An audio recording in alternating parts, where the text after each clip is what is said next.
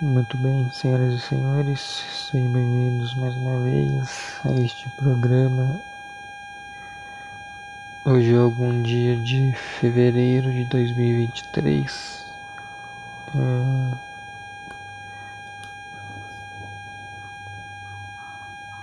São 8h14 da manhã.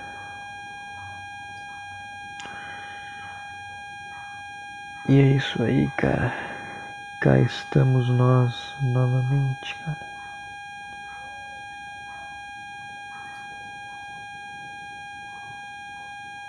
Eu não sei, cara. Aquele desânimo, aquela vontade de não fazer nada voltou.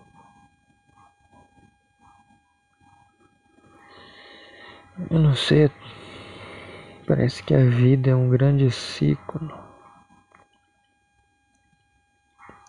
Uma grande repetição. Parece que não tem nada novo. Não tem nada a ser mais experimentado. Parece que tudo que existe para ser experimentado já.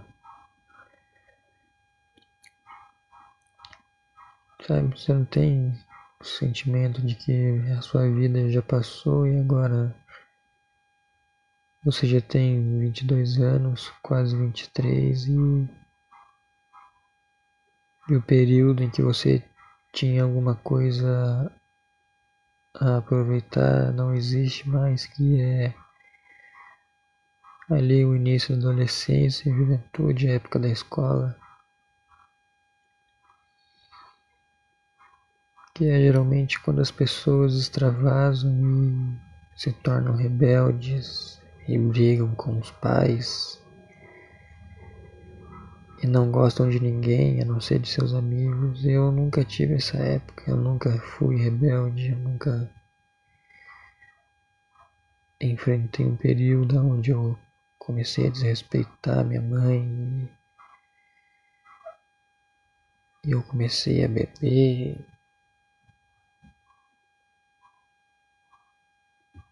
Esse cachorro quer sair. Simplesmente não dá pra sair com a porta aberta.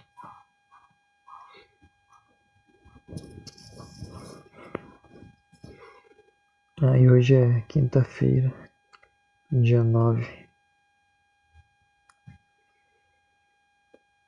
Sabe, a minha vida inteira foi sempre a mesma coisa.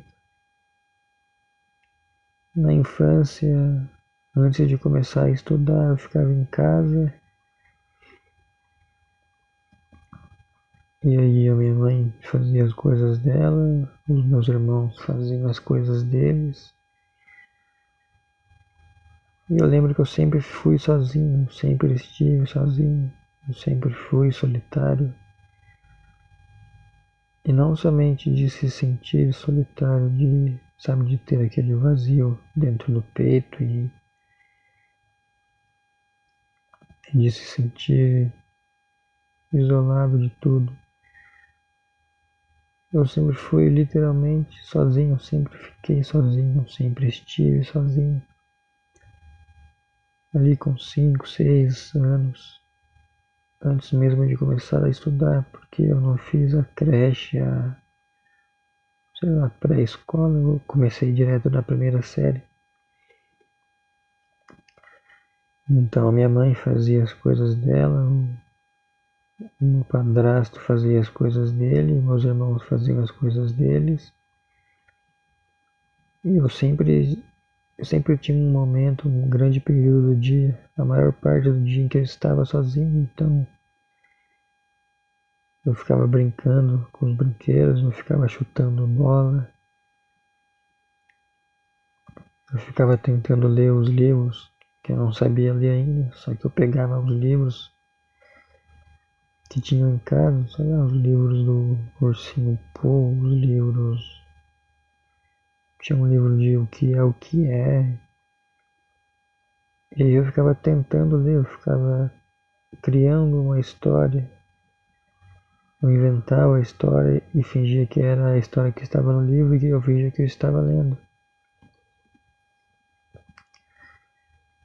E eu lembro que de noite, assim, Agora não sei, eu ia falar quase toda noite, mas faz muito tempo, eu tinha 5 anos, 6 anos, então eu posso estar sendo enganado pela minha memória, mas era corriqueiro, de noite eu ia no quintal de casa, no fundo, tinha um quintal, uma área, eu deitava lá no quintal e eu ficava olhando para as estrelas e para a lua, e eu não sei nem o que eu ficava pensando, eu era eu era uma criança. Mas eu lembro que uma das coisas que eu ficava pensando era no São Jorge lutando contra o dragão na lua, que tinha esse mito, tinha esse conto quando eu era criança de que São Jorge estava na lua lutando contra o dragão. Então eu sempre ficava deitado no chão mesmo, sem nada por baixo, olhando para o céu, para as estrelas e absorvendo toda a eternidade escura e cintilante, e sempre sozinho. E aí eu comecei a ir para a escola.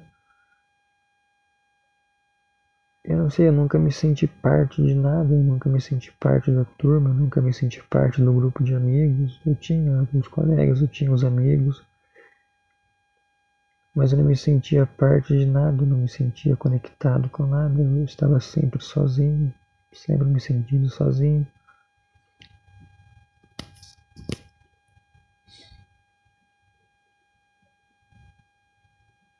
Deixa eu ver se está gravando.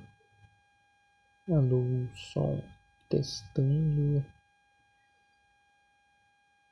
Acho que está bom, não sei, tá? Então,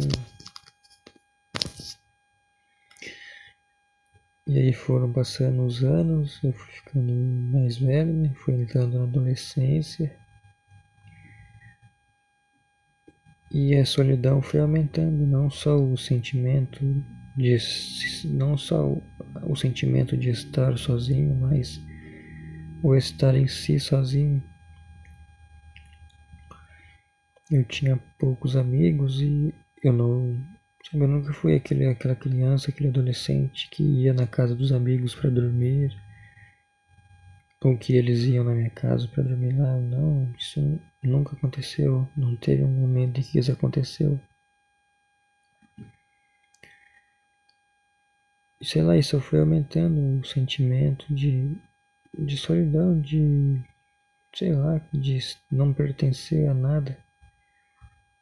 E aí ali com uns 12, 13 anos foi progredindo de forma muito drástica esse sentimento. E eu lembro de que com 13, 14 anos eu tinha lá os meus amigos, que eu era bem próximo, que a gente morava na mesma rua e estudava na mesma escola, na mesma classe. E aí chegava da escola, cada um ia para sua casa e lá pelas 4, 5 da tarde eles saíam para jogar bola e eles ficavam me chamando. Eles iam lá na porta de casa e gritavam: Khaled, vamos jogar bola. E sei lá, eu não tinha vontade de sair. Não sei, eu queria estar participando daquilo, mas eu não tinha vontade. Sabe, eu lembro que eles ficavam gritando: desemberna.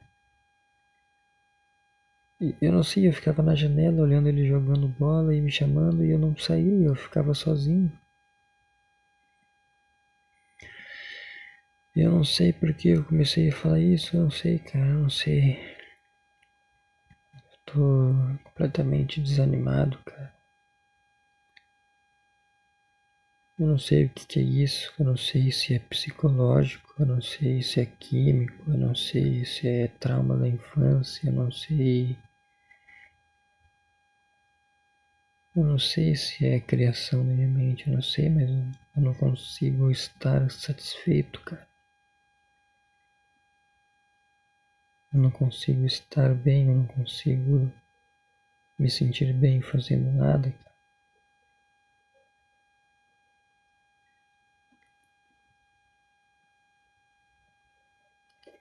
Não sei o que é, não aguento mais, cara. Sei lá.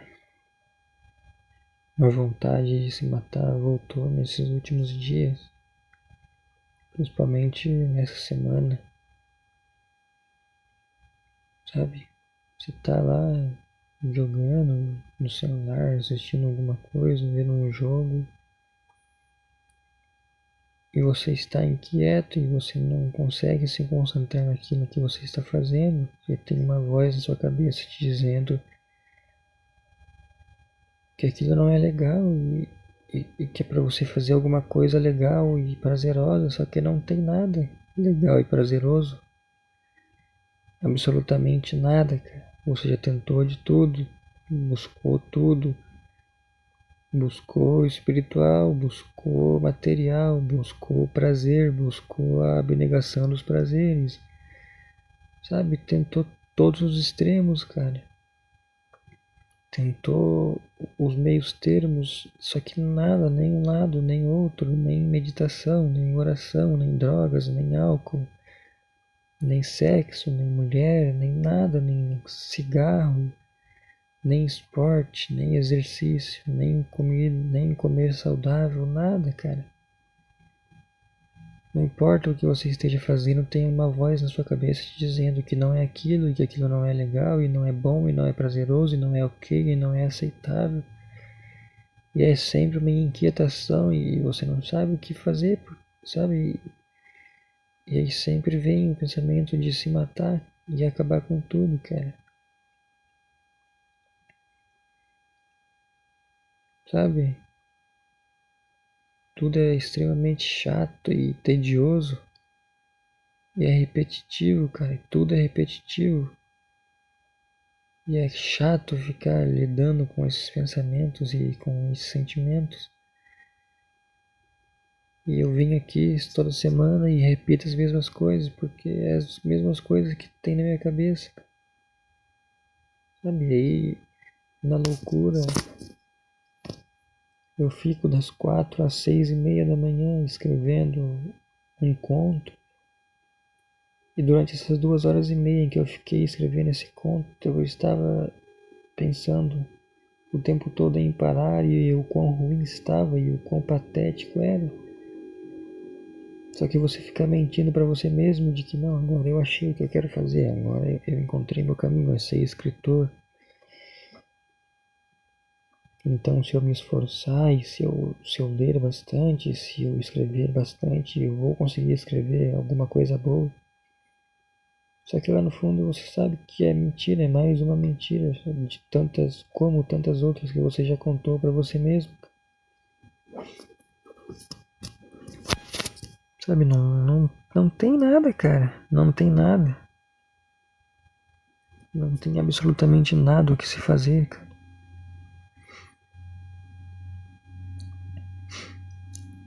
Não sei, eu me sinto um impostor, uma fraude sempre, cara. Quando eu vim aqui e gravo programas como esse, completamente para baixo, eu me sinto uma fraude.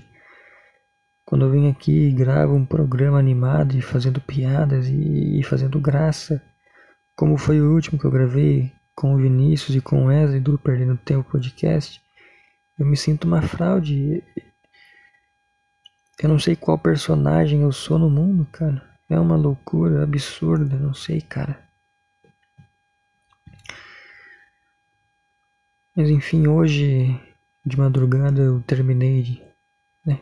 Vamos lá de passo a passo.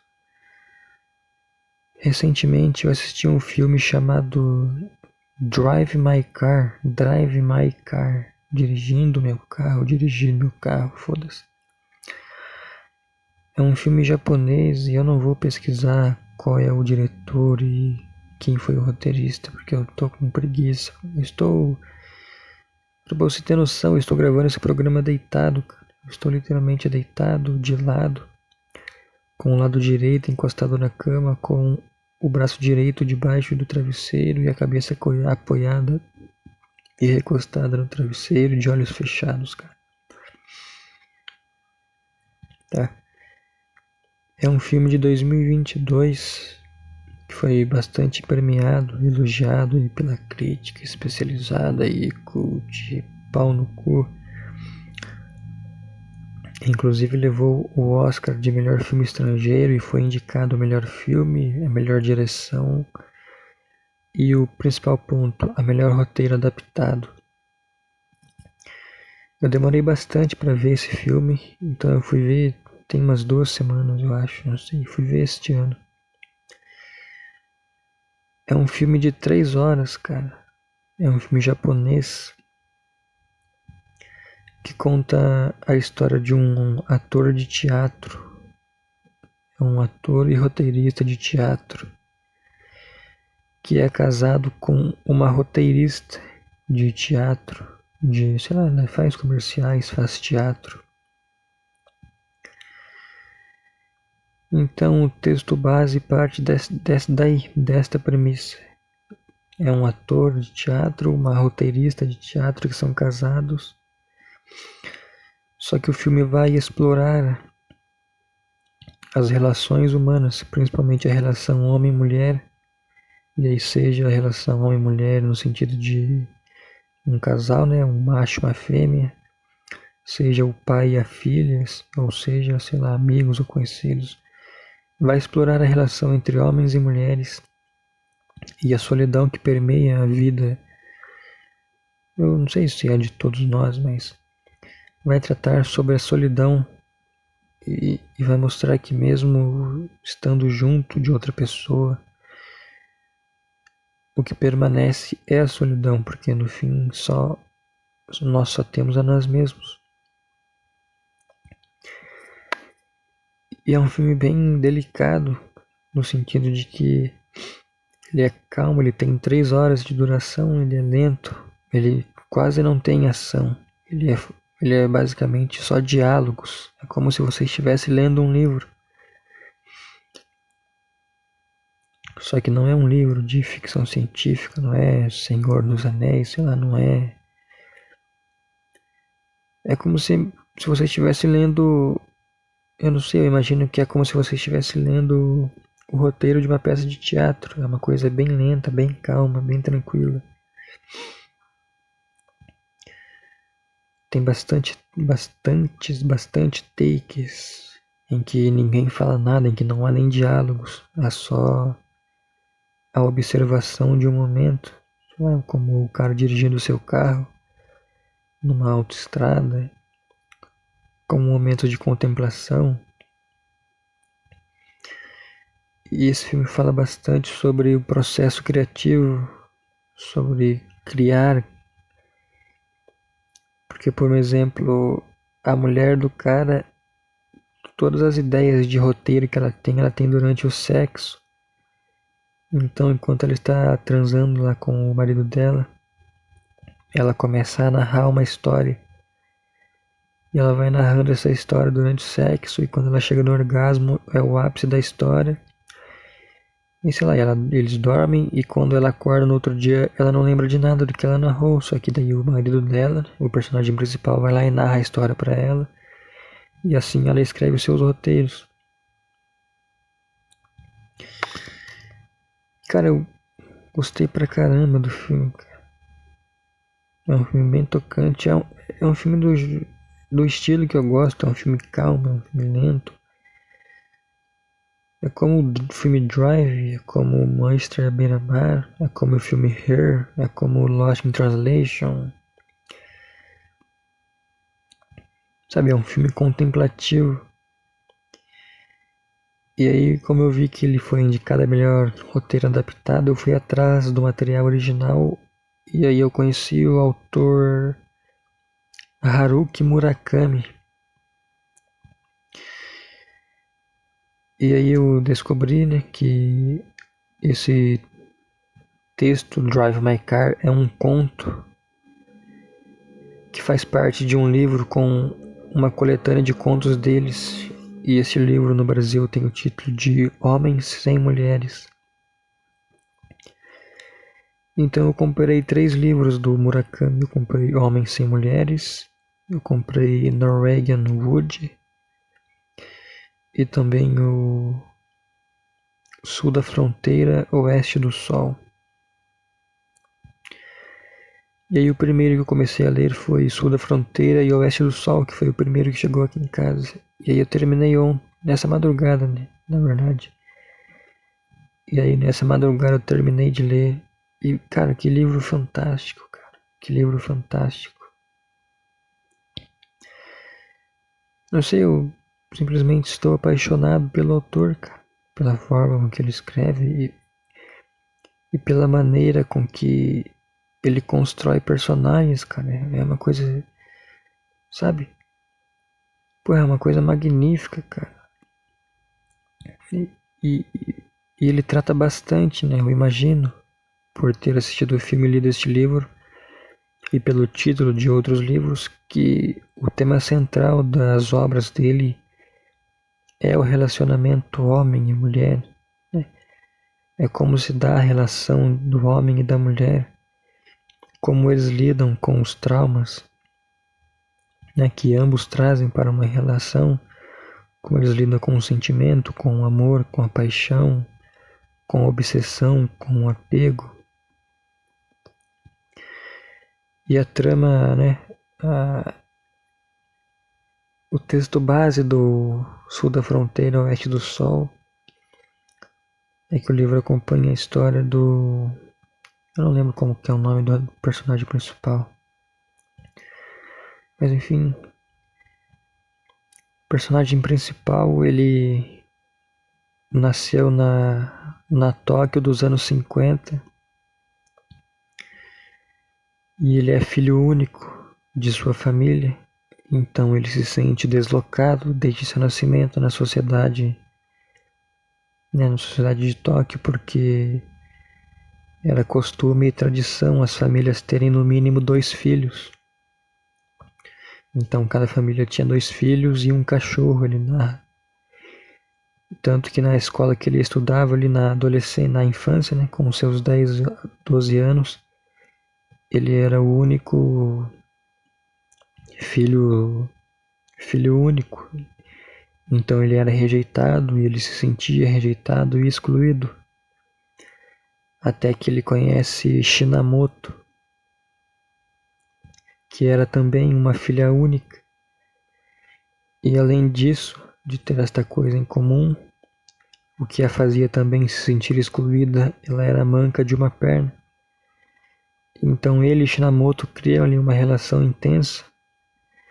Eles começam a passar a maior parte dos dias juntos na casa dela, no sofá, ouvindo o vinil, né? Ouvindo o toca-discos do pai dela.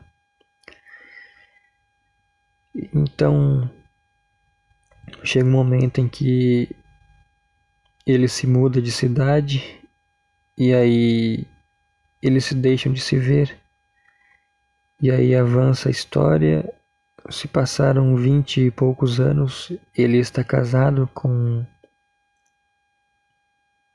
Yoshiko, se eu não me engano. Yukiko. Ele está casado com Yukiko, tem 2 filhas. E ele tem 2 bares de jazz, 2 pubs de jazz. Então após 20 e durante todo esse tempo, né, que ele ficou afastado de Shinamoto, toda a adolescência, a juventude, a faculdade, a vida adulta, ele sempre pensou nela, ele sempre se lembrava dela, ele sempre quis encontrá-la. Tanto que tem um trecho em que ele está caminhando pela rua lá com os seus 20 e poucos anos, se não me engano 27 anos, e ele vê uma moça que a lembra de Shinamoto e ele começa a persegui-la pela rua, enfim.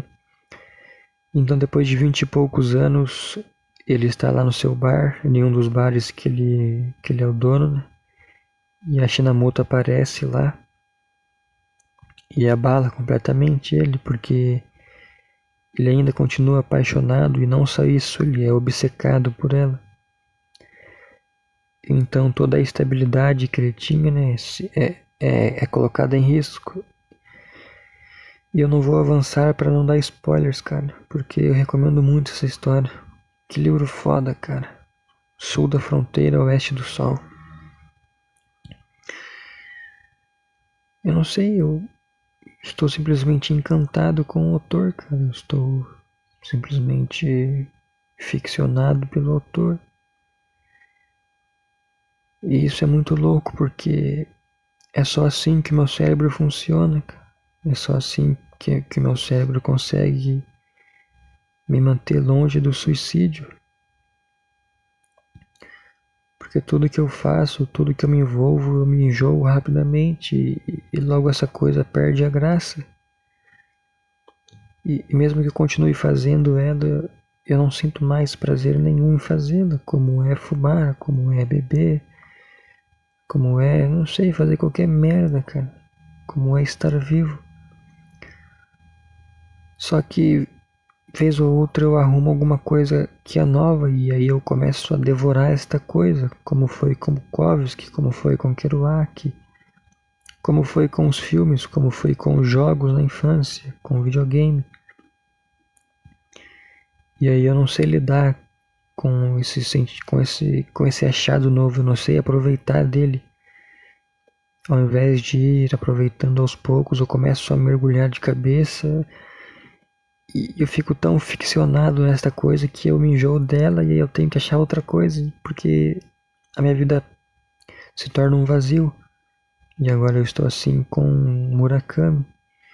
Eu vou ver os outros filmes baseados nas obras dele, eu vou ler os livros. E vai chegar um momento em que eu vou estar completamente vazio de novo. E isso é uma bosta, cara. É uma bosta, cara. Ah, cara, eu não sei, cara. Eu não sei. Esse livro é muito foda, cara. Fala bastante sobre a perspectiva de um futuro e sobre o quão vazia é a vida e como nós mentimos para nós mesmos, criando mundos de fantasias para podermos se sentir confortáveis e fugir da realidade que é completamente melancólica e vazia. E ele até diz no livro, né, o personagem diz que os dois bares que ele tem de jazz são como se fossem um mundo fantástico, em que ele entra lá e ele é outra pessoa. Ele é uma pessoa feliz e realizada. E que lá é o refúgio que ele tem da vida real, que é uma vida de que por mais feliz que você seja, por mais que você tenha uma esposa que você ame, duas filhas que você ama, você não é realizado, você não é feliz e você vive uma mentira, você veste um personagem. Cara, e a vida é assim. Todos nós criamos mundos fantásticos, né? Mundos de fantasia, fantásticos no sentido de fantasia, em que nós entramos nele e somos outras pessoas. Tem pessoas que é viver em festas, então quando ele está numa festa, bebendo, usando drogas e transando, aquele é o mundo dela, é um mundo de prazer, de felicidade, e de dopamina e de serotonina. E aí quando ela volta para sua casa e para o seu trabalho, para sua faculdade, para sua vida, é uma vida completamente vazia e sem sentido e despropositada. Não sei, cara, não sei. Ah, cara, não sei. Leia Haruki Murakami, cara. Assista Drive My Car. Eu falando parece que é uma bosta, cara. Parece que não é grandes coisas, mas leve em conta que eu sou eu, cara. Me dê uma chance que, puta, é do caralho. Que livro foda. Que filme foda. Que autor foda, cara. Eu terminei de ler e eu estava na varanda fumando, lendo, tomando um cappuccino. E aí acabei e eu fiquei por quase uma hora em silêncio na varanda, olhando para as estrelas e pensando, sei lá, na vida, na existência. E aí eu lembrei da infância, de como eu disse no começo, que eu ficava olhando para as estrelas deitado no chão.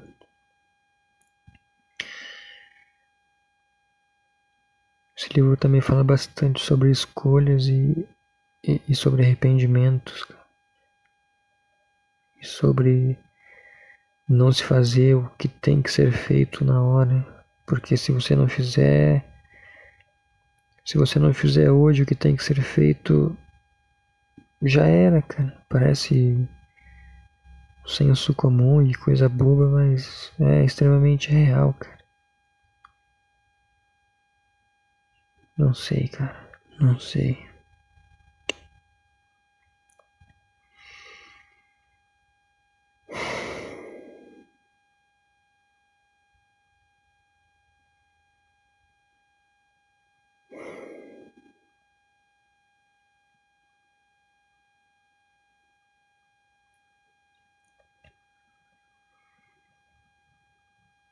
Não sei mais o que falar, cara.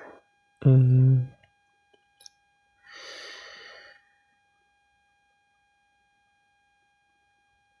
não sei, cara. Eu preciso criar alguma coisa. Eu preciso fazer alguma coisa, cara. Pra parar de me sentir tão mal e tão pra baixo, cara. Sabe? Eu não consigo agir na existência, cara, quando eu estou desse jeito. Eu não consigo viver, eu não consigo. Não sei, eu não consigo nada, eu não consigo, cara, sabe?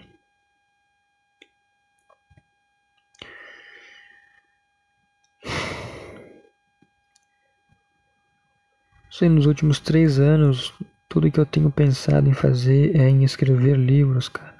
É em criar as minhas histórias, os meus contos, os meus poemas. E é uma coisa muito difícil, porque só depende de mim, cara. Sabe? Não depende do dinheiro, não depende da fama, não depende da sorte, não depende de nada, é só de mim, cara.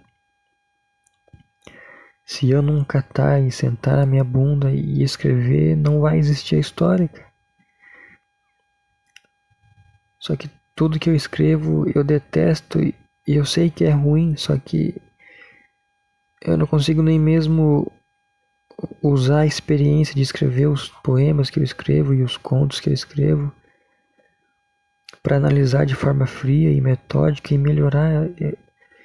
Eu sinto uma repulsa gigantesca por tudo que eu escrevo. Sabe, que nem esse podcast. Tem dias que eu penso em catar um episódio e cortar uns trechos engraçados e postar no Instagram e tentar divulgar. Só que eu não consigo porque eu tenho um desprezo tão grande por tudo o que eu falo aqui e sei lá, eu sinto nojo de mim mesmo, cara. E aí eu mesmo com a escrita, sabe? É que nem eu disse ontem, eu fiquei das 4 da manhã às 6:30 da manhã escrevendo sem parar, cara, de forma ininterrupta. Trabalhando num conto que eu pensei na hora, porque eu estava muito mal, pensando em me matar, e aí eu comecei a escrever. Só que eu tava odiando escrever, eu tava odiando cada linha, cara, cada frase, sabe? E eu tenho que superar isso de alguma forma, senão eu nunca vou conseguir escrever, cara, eu nunca vou conseguir criar histórias. E eu também sou burro, cara, eu sou ignorante, eu sou um merda. E aí eu fico pensando, cara, será que eu tenho que fazer uma faculdade de letras? Será que eu tenho que fazer um curso? Será que eu tenho que fazer alguma coisa para melhorar e para aumentar minha capacidade cognitiva em si, o meu domínio da linguagem? E eu fico pensando, não, isso é besteira, cara, não é isso que vai me fazer um grande escritor, sabe? Porque eu posso ter todo o domínio da língua e conhecer todos os métodos de escrita e todos os estilos. Não vai ser isso que vai me fazer criar uma boa história, uma história com verdade, com alma. E aí eu fico perdido entre esses opostos e não opostos e odiando tudo que eu escrevo, rejeitando tudo que eu escrevo. E aí é uma bola de neve, eu vou ficando cada vez mais mal e deprimido, cara. Porque eu não consigo me mover, eu não consigo sair do lugar. Sabe? E eu fico me comparando com outras pessoas, eu sei que é uma merda, mas eu fico me comparando. Eu olho e falo, porra, Kerouac escreveu On the Road com 27 anos, ou menos, eu não sei, sei lá, mas quando foi publicado na cidade. E Rimbaud era um gênio aos 13 anos e tal escritor, sabe? E como é que chama? O Cioran, desde a adolescência já escrevia coisas magníficas. Eu fico, porra, eu parei no tempo, eu desperdicei a minha juventude e adolescência inteiras. Eu não lia, não estudava, eu não fazia nada. Eu ficava trancado num quarto, sofrendo e batendo punheta, e eu não. E, sabe, eu comecei a reagir com 18 anos, tarde demais. Só que ao mesmo tempo, eu sei que não é tarde, cara. Eu sei que o tempo é só uma mentira, é uma bobagem, sabe? É que na minha mente é tudo confuso e. Eu não sei, eu me sinto numa sala escura, cara. Eu me sinto num ambiente escuro e eu não consigo enxergar com nitidez e nem com o mínimo de clareza as coisas, sabe? Eu vou caminhando nessa sala escura e batendo a mão nas coisas e tropeçando nos móveis. E aí, vez ou outra, eu vejo um fiapo de luz. E aí, quando eu corro em direção a ele, eu travo no meio do caminho porque eu tenho medo de ser cegado pela luz, porque ela é forte e como eu estou acostumado só com o escuro, qualquer luz vai, vai causar uma náusea, uma dor de cabeça. E aí eu paro no meio do caminho e volto pro quarto escuro e fico trancado lá. Só que não é legal ficar nesse quarto escuro, não é, sabe? Eu não vou conseguir escrever nada se eu continuar nesse quarto escuro. Ele é importante para mim absorver a experiência dele, que é uma experiência única. Mas é só se eu continuar ali, eu sei que eu não vou escrever nada, que eu não vou criar nada. Só que ao mesmo tempo eu tenho medo da luz, eu tenho medo de ser cegado pela luz e de nunca mais enxergar. Eu não sei o que fazer, eu tô completamente perdido, cara. Completamente perdido, cara.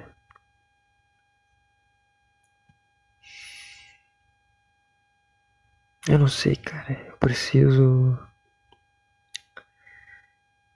começar a escrever todos os dias, cara. Coisas ruins atrás de coisas ruins. Até pra dominar não a arte de escrever, mas a minha arte de escrever, o meu método de escrever, cara, sabe? Eu fico preso num pensamento idiota e completamente imbecil de que a primeira coisa que eu escrever vai ser a grande coisa, só que não é, cara, não é. Sabe? Eu não sei, eu fico me cobrando demais para escrever uma coisa genial, sendo que eu nunca escrevi nada. Eu não tive as falhas que tem que ter no caminho, cara, sabe?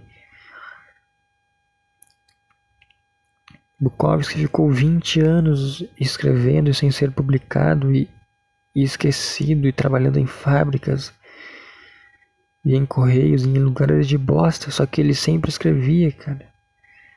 Se você vai ler as cartas que ele enviava para editores e para as pessoas, mesmo nos 10 anos que ele ficou sem enviar os seus contos para revistas e os seus poemas, ele continuou escrevendo. Ele escrevia todo santo dia, cara. Ele estava lá tentando e escrevendo merda atrás de merda e falhando e sendo rejeitado. Só que eu não consigo começar porque eu tenho muito medo da falha, cara. Eu tenho muito medo do fracasso. Eu tenho muito medo de errar e de fracassar.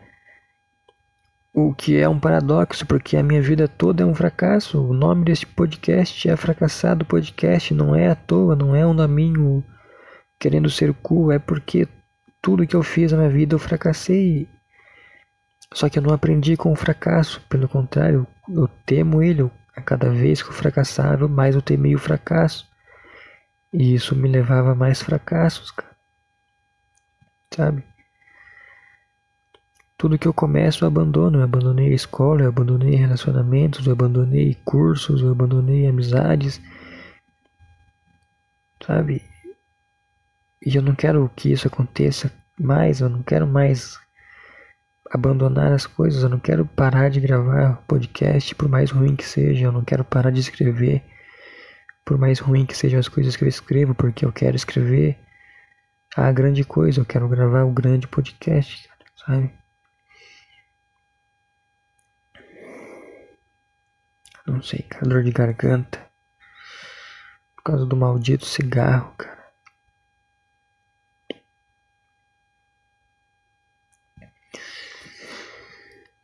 Não sei, cara. Eu acho que era isso que eu queria falar sobre escrever, cara. Sobre escrita.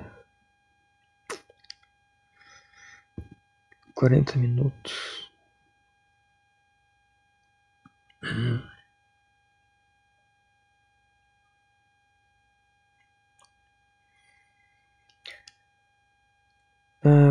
Acho que é isso, cara. Tivemos LeBron James na noite de ontem batendo o recorde histórico, se tornando o maior pontuador da história da NBA, né? Da National Basketball American. Ele ultrapassou o então primeiro colocado Kareem Abdul-Jabbar e alcançou a marca de 38.383 pontos na carreira. Uma marca que durou por quase 40 anos, cara. LeBron James não sei, o cara é absurdo, cara. O cara é fantástico. O que ele faz em quadra, o que ele faz no esporte. Ele está há 20 anos na liga, cara. Ele foi draftado em 2003. No jogo de estreia dele pelo Cleveland Cavaliers, ele fez 25 pontos, cara. Sabe? Ele é um dos maiores atletas de todos os tempos, de todos os esportes, cara. Pelo que ele faz, pela forma com que ele cuidou do seu físico. Sabe, ele tem 38 anos e ele está com média na sua 20ª temporada na liga. Ele está com 30 pontos de média quase, cara. Ele está com 27, 28 pontos de média por partida, cara. Fora 8 ou 9 rebotes, 5, 6 assistências, cara. Além de ser o número 1, cara. Ele é o maior pontuador da história da liga. Ele é também o 4º maior passador da história da liga, cara. Ele é o 9º em bolas de 3, sabe?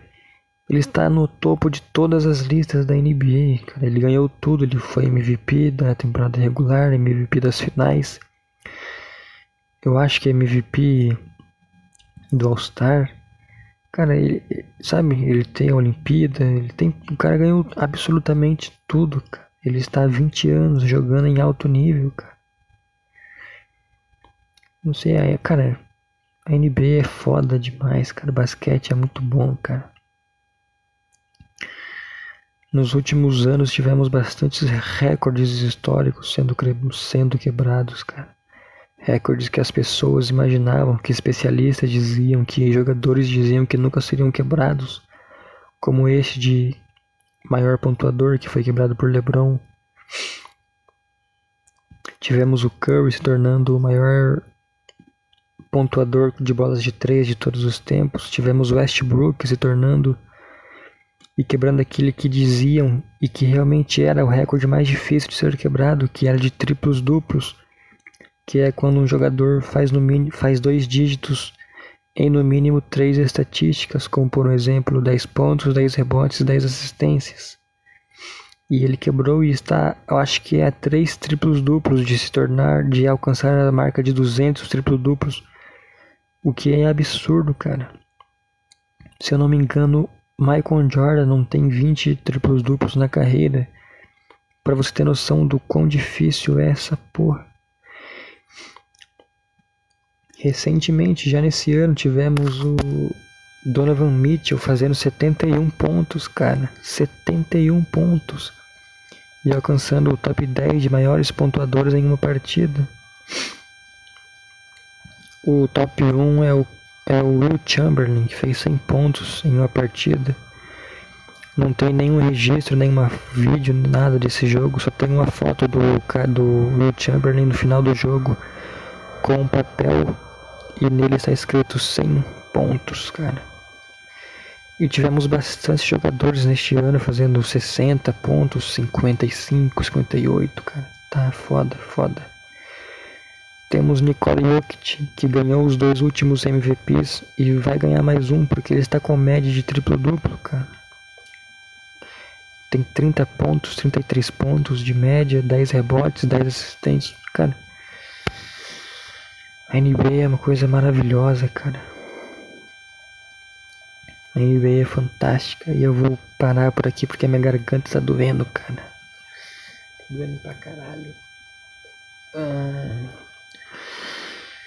Mas foda demais, cara. Foda demais. No próximo eu vou falar mais sobre a NBA, sobre esportes em geral, sobre o meu São Paulo, que é deprimente, cara. É deprimente ver o São Paulo jogar, cara. Sabe? Se causasse raiva, estaria tudo bem, cara. Se causasse ódio ver o São Paulo jogar, seria bom. Mas não causa deprimência. É depressivo assistir o São Paulo jogar, cara. É triste, cara. Ontem a gente estava ganhando de 1-0 do Bragantino. E no final do jogo tomamos 2 gols em 5 minutos, cara. Tomamos a virada. Até quando a diretoria vai manter o Rogério Ceni, cara, como treinador? Não dá, cara. Ele não tem, cara. O Rogério Ceni é treinador de time pequeno, porque ele monta o time como se fosse um time pequeno. Ele quer colocar uns caras bagres pra jogar, uns caras horrorosos pra jogar, porque ele quer que os pontas voltem pra marcar. E aí ele deixa Galopo no banco, cara. Ele deixa o Galopo no banco, que é a melhor meia que a gente tem, cara. É só você ver o gol que ele fez ontem. O zagueiro Alan Franco lançou uma bola do campo defensivo por cima da zaga inteira e a bola no alto. O Galopo conseguiu dominar, cara. Foi um domínio perfeito. Ele matou a bola com o pé. A bola pingou na frente dele e ele deu uma cavada por cima do goleiro e fez um golaço. Qualquer outro meio de campo e atacante do São Paulo não faria isso, cara. Qualquer outro não faria isso, cara. O Wellington Rato não faria. Pedrinho não faria. David não faria. Caio Paulista não faria. Erisson não faria. Thiago Maia não faria. Nestor não faria, cara. O único que faria, o único com técnica suficiente é o Caleri e o Galopo e talvez o Wellington Rato. E ainda assim o Rogério insiste em deixar o cara no banco e muitas vezes nem relacionar para o jogo, cara. Sabe? Eu não consigo entender, cara, por que ele continua insistindo em colocar o Thiago... Não é Thiago Maia, como é que chama aquele merda do caralho, aquele... Pablo Maia, cara. Como que o Pablo Maia é titular com o Nestor no meio quando a gente tem Gabriel Neves, Luan e Galopo no meio, cara, para disputar 3 vagas? Como que Nestor e Pablo Maia são titulares, cara? Qualquer um com o mínimo de conhecimento de futebol, de tática, sabe que não dá, cara. Não dá. Não dá pra entender as escalações que o Rogério faz, cara. Não dá pra entender, cara. Não dá.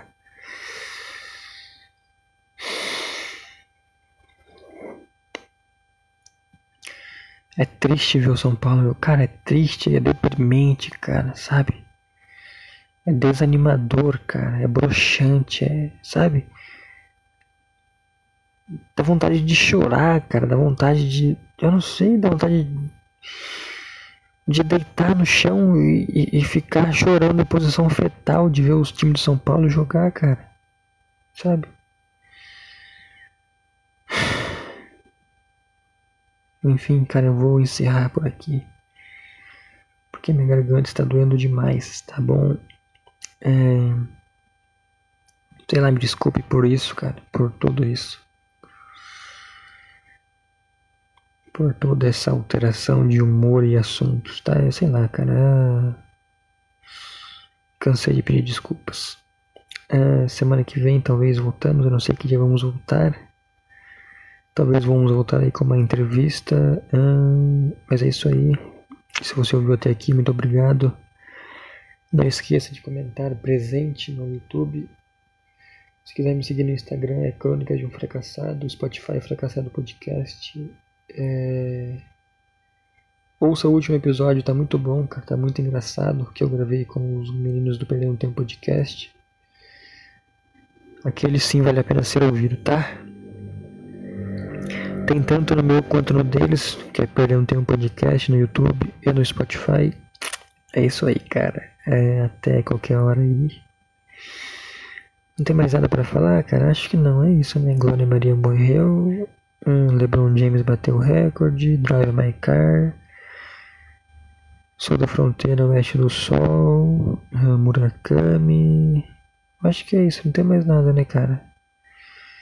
Já teve a Turquia, mas não tem o que falar. Cara, eu acho que é isso, tá bom? Minha garganta tá doendo demais. Sério mesmo, não dá pra continuar gravando. Tá, parece que tem um gato arranhando minha garganta. Tá bom, cara. Se eu esqueci, foda-se. Até qualquer hora. Tchau, tchau.